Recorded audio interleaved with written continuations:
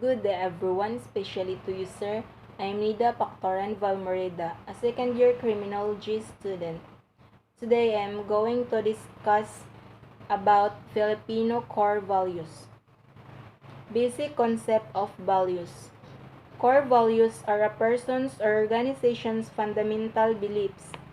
These guiding principles dictate conduct and can assist individuals to know the distinction between right and wrong. It also assists organizations by establishing an unwavering guide to determine if they are on the correct track and fulfill their objectives. Values are essential because they assist us to grow. They assist us build the future that we want to experience. Hundreds of choices are made every day by every person and every organization. The choices we make reflect our values and beliefs that are always aimed at a particular purpose. That aim is our person or collective organizational needs to be satisfied.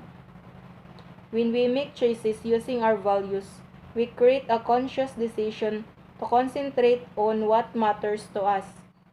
They create inner cohesion within a group when values are shared.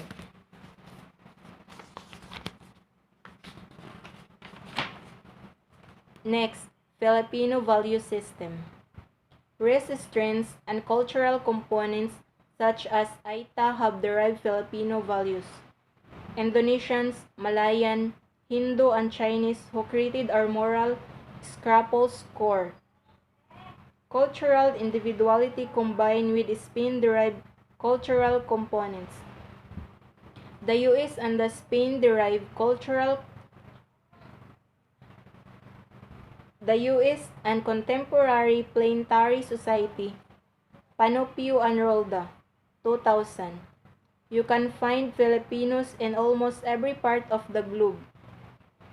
We rejoice at the sight of other co-Filipinos when we're in a foreign nation, as if there's something that connects us. Sometimes, if we don't know a person's nationality, but he or she looks like a Filipino, we often ask, Filipino ka ba? And we are happy when he or she answered yes. However, if sometimes fails to satisfy our expectations in the manner they answer questions or in the manner they act, we say in frustration, kapwa Filipino pa naman. Landa Hocano, a famous sociologist, says that there are no negative Filipino values, only the wrong use of values. Values is slowly altered, but it depends on how powerful families are to preserve, promote, and pass on our cultural values from one generation to the next. Here in the Philippines, values are really of importance and should be respected. As we grow older, our parents shape us different values. From the time we are born, pagkalinga, pag-aaruga, at pakialam, care, were given by them. This value shapes our real Filipino culture, showing that we are conscious of others. The Filipino values system relates to the set of values or the value system that has historically been held by a majority of Filipino in their life. This system of Philippine values involves the distinctive combination of coherent ideologies, moral codes, ethical procedures, cultural etiquette, and private values promoted by the Philippine society.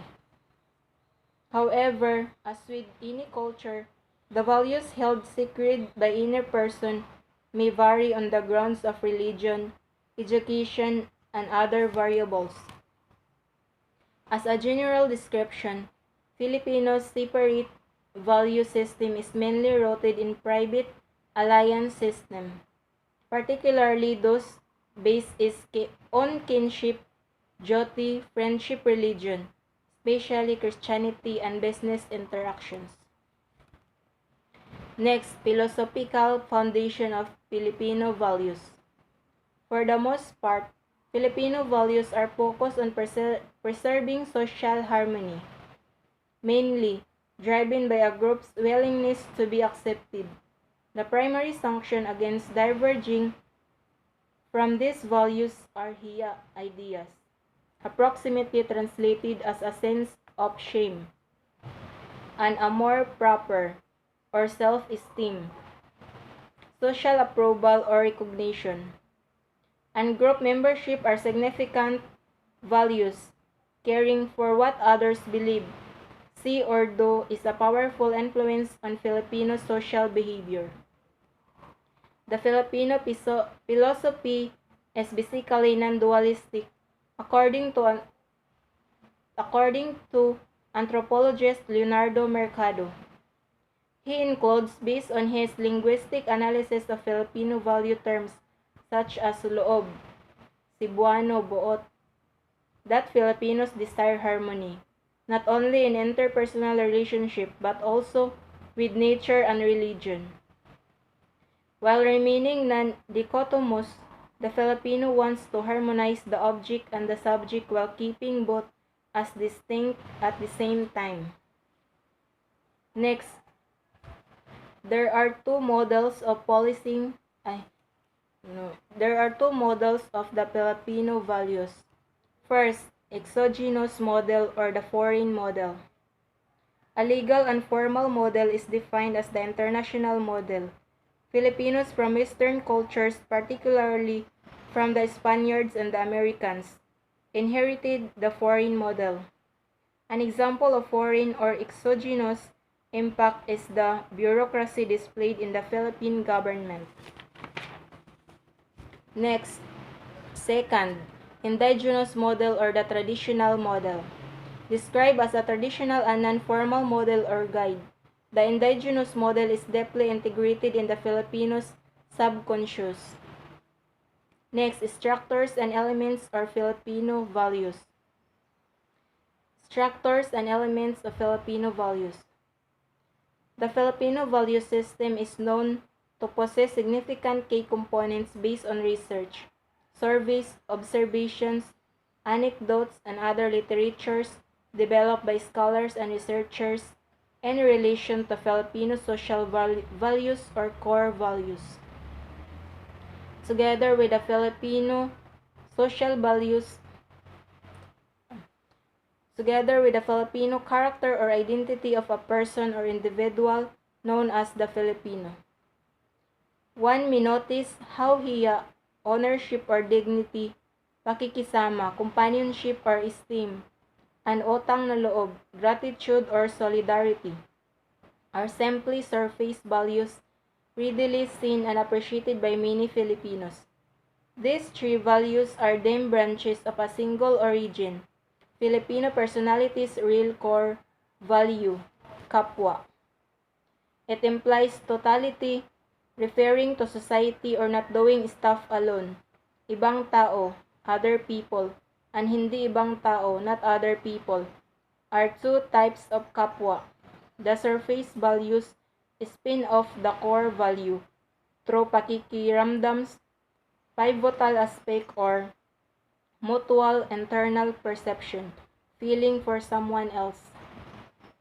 Other notable elements or motivations are optimism about the future, pessimism about current circumstances and activities, concern and concern for other individuals, the presence of friendship and friendliness, the habit of being hospitable, spiritual nature, respect for oneself and others, respect for the female members of society, fear of God, and an abhorrence of cheating and other acts.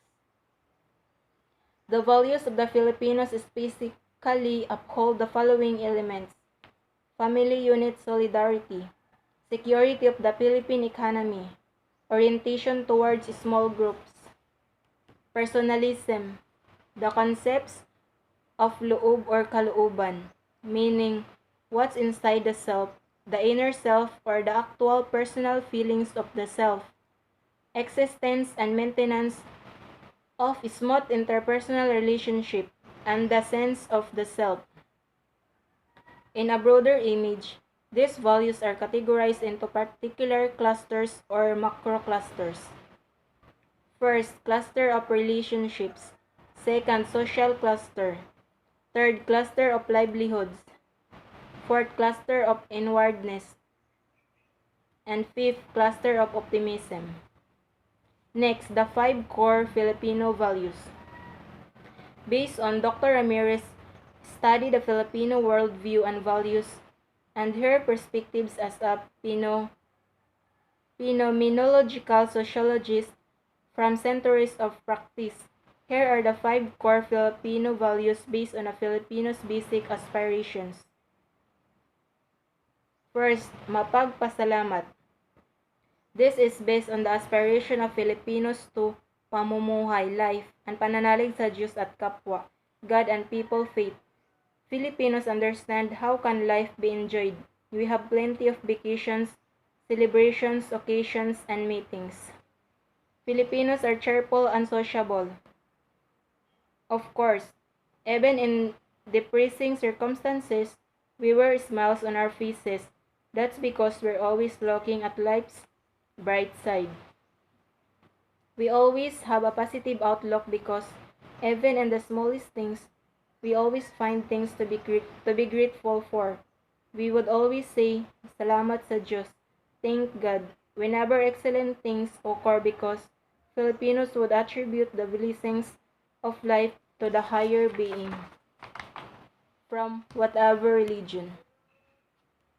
We also recognize other people's excellent acts towards us and do our utmost to return the favor. Next, second, matatag.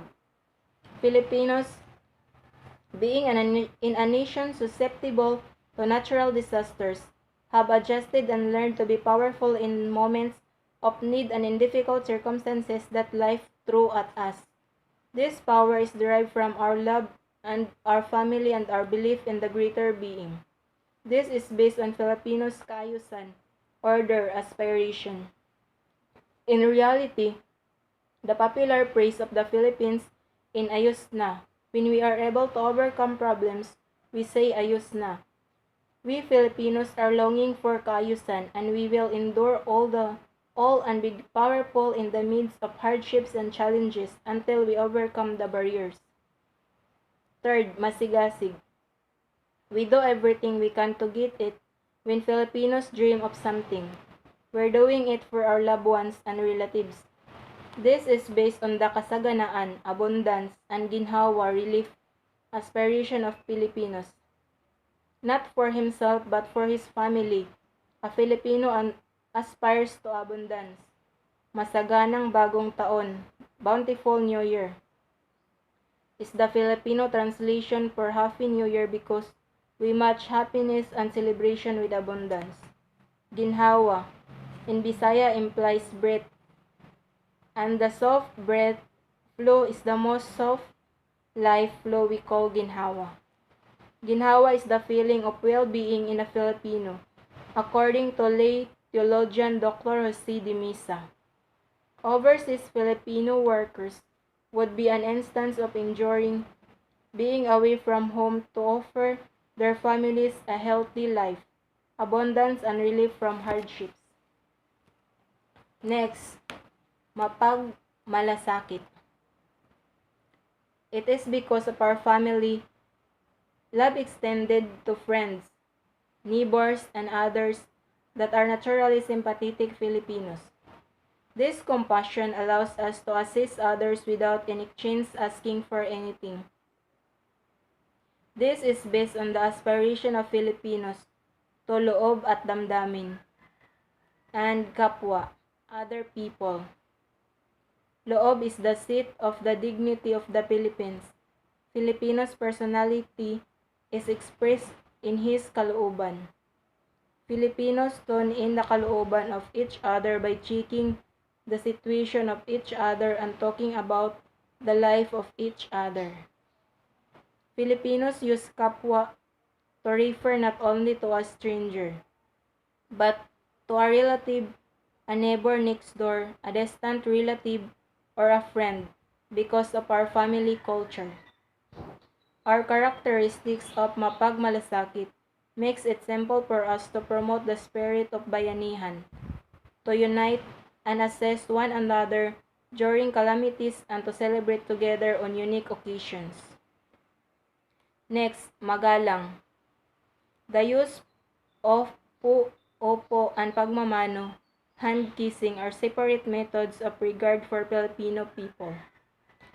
We see these phrases and use this gesture to demonstrate our respect and love to elderly.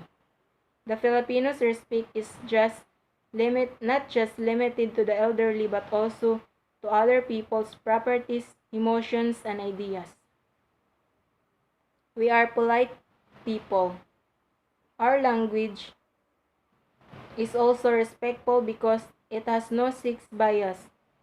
For example, the phrases kapatid, brother or sister, or asawa, husband or wife, or binan, father-in-law or mother-in-law, or anak, son or daughter, do not show gender differences.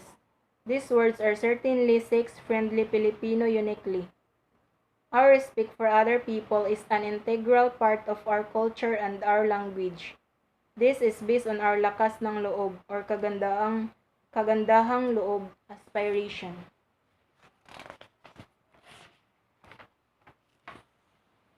Next, the Philippine National Police core values. Being a noble profession, the police service demands from its members specialized understanding and abilities, as well as great standard for ethics and morality. The members of the Philippine National Police must therefore conform to and internalize the key principles of love of God, respect for authority, respect for women, respect for sanctity of marriage, stewardship over material things, responsible dominion, and truthfulness. Next, servanthood. As police affirm, it's unconditional service and love for the nation and individuals. Police value a supportive and professional role service and protects its clientele and community with honesty, utmost devotion and commitment above private concern. Next, excellence. Police are committed in doing and making things occur effectively and efficiently in all of their efforts as they strive to accomplish more consistently and outstandingly with tangible outcomes and far beyond their best. Next, responsibility with accountability. Police carry out and execute their responsibilities and tasks as their moral duty is to serve the public with due diligence and always bearing in mind that they are accountable and duty-bound to promote the public interest. Next, valuing people and respect for human rights.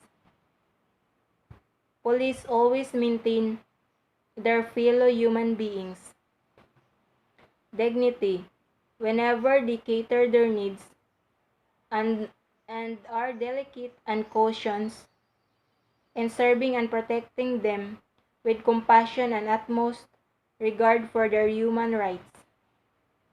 Next, integrity. Police take an uncompromising and coherent position in the fulfillment of their obligation to live an honest, upright, and dignified life according to the highest ethical and moral norms, where their advocacy, values, and convictions are compatible with their words and actions. Next, courage. From their moral strength, police draw their collective and individual power of approach to always accept difficult duties, and they are courageous enough to speak out against temptation, anomalies, corruption, and exploitation and stand firm. Next, empowerment. Police reach out and create bridges of collaboration, nurture volunteerism, and operates in harmony with their clientele by training individuals for a better and safer society in the process. That's all. Thank you.